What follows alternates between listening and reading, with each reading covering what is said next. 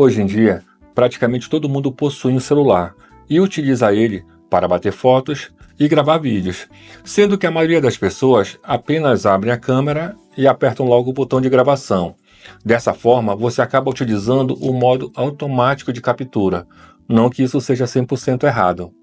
Porém, o celular também possui o modo manual, e neste modo podemos configurar a câmera do celular para poder controlar a exposição da imagem, ajustando a luminosidade por completo. Assim, você deixa a imagem exatamente como desejas. É importante deixar claro que fotografia significa escrever ou desenhar com a luz, ou seja, sem luz não tem fotografia. E no caso, o fotógrafo, ele controla esta luz que vai compor a imagem. E essa imagem, ela é formada no sensor da câmera. O sensor da câmera, ele é um componente da câmera que captura a luz e a transforma em imagem digital. Ele é responsável pela qualidade e detalhe das imagens.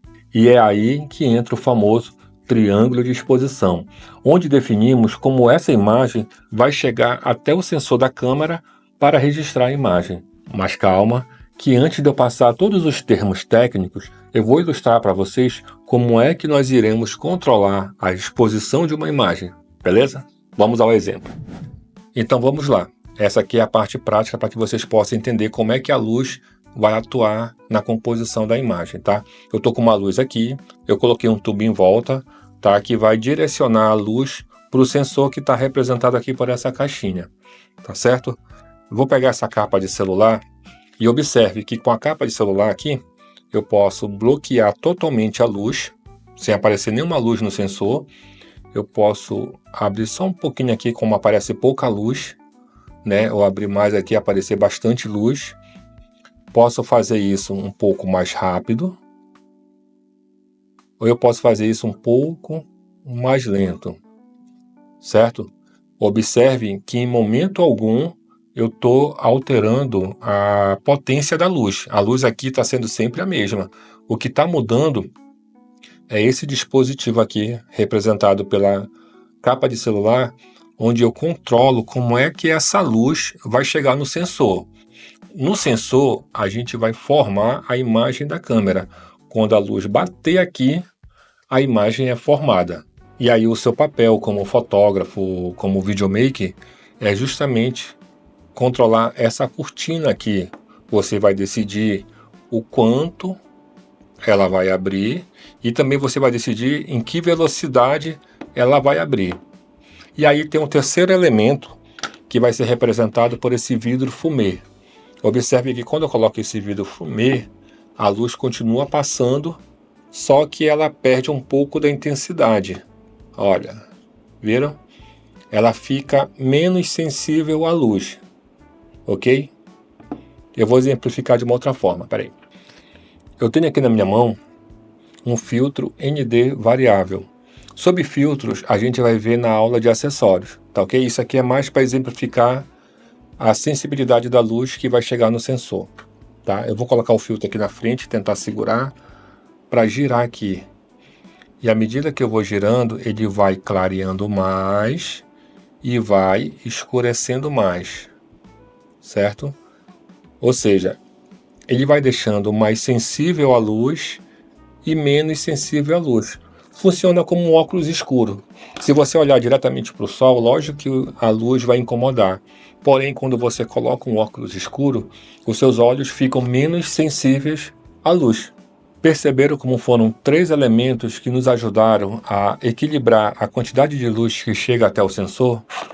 E aí, para resumir, a gente vai decidir a velocidade que essa cortina vai abrir, o quanto essa cortina vai permitir que entre luz nesse sensor, pode entrar pouca, pode entrar bastante, certo?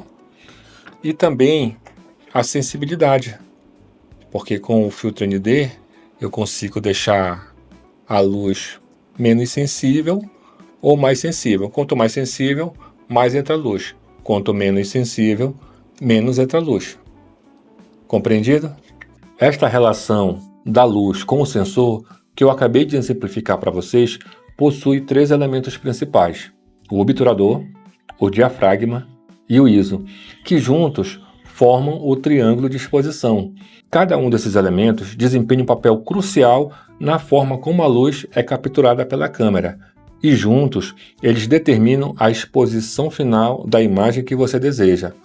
Pode parecer meio difícil assim entender logo pelos nomes, mas eu vou te explicar um por um de uma forma assim bem tranquila, beleza? Começamos pelo obturador. O obturador de uma câmera de celular é um dispositivo mecânico que abre e fecha para permitir que a luz atinja o sensor da câmera. A velocidade do obturador determina quanto tempo o sensor vai ficar exposto à luz e é medida em segundos ou frações de segundos.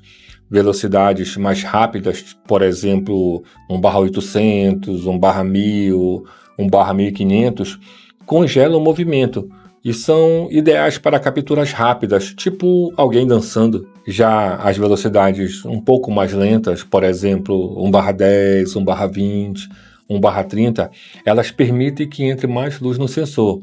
Elas são muito úteis quando tem baixa luminosidade, mas pode resultar em um desfoque se houver movimento, formando o borrão que é chamado de efeito panning. O diafragma é a abertura da lente.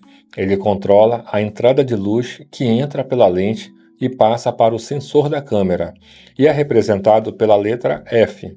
Quanto maior for esta abertura, maior será a entrada de luz no sensor da câmera, e mais desfocado será o fundo da imagem. Curiosamente, o número que aparece ao lado da letra F é inversamente proporcional à abertura da lente.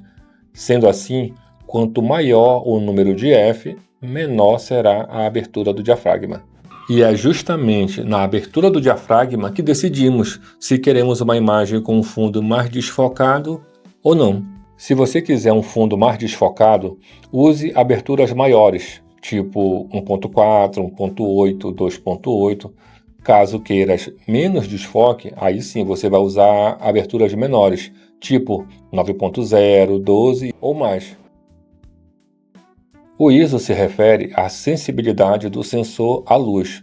Quanto maior for o número de ISO, maior será a sensibilidade, permitindo fotografar em condições de pouca luz.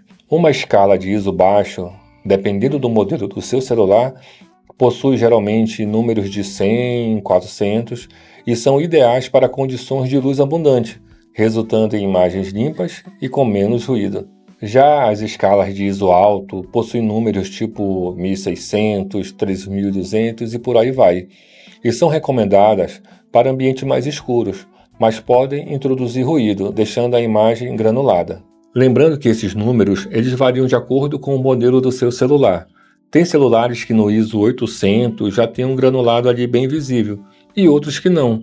É por isso que você precisa configurar o triângulo de exposição de acordo com as características do seu celular e com a proposta que você quer alcançar com a sua imagem. Sendo que no cinema e na fotografia vintage, o granulado equilibrado ele é muito usado. Como falei anteriormente, tudo depende da proposta que você quer alcançar com a sua imagem. Isso é usar o modo manual da câmera. É quando você decide todos os parâmetros de exposição de sua imagem. E depois que você configurar o triângulo de exposição, tem um outro ponto que é muito importante na fotografia, que é a composição da imagem. É quando você vai decidir quais elementos visuais irão aparecer na sua imagem. Qual é o assunto principal, o que fica no primeiro plano, o que fica no segundo plano. Mas isso é assunto para a próxima aula. Acompanhe a gente e até mais ver.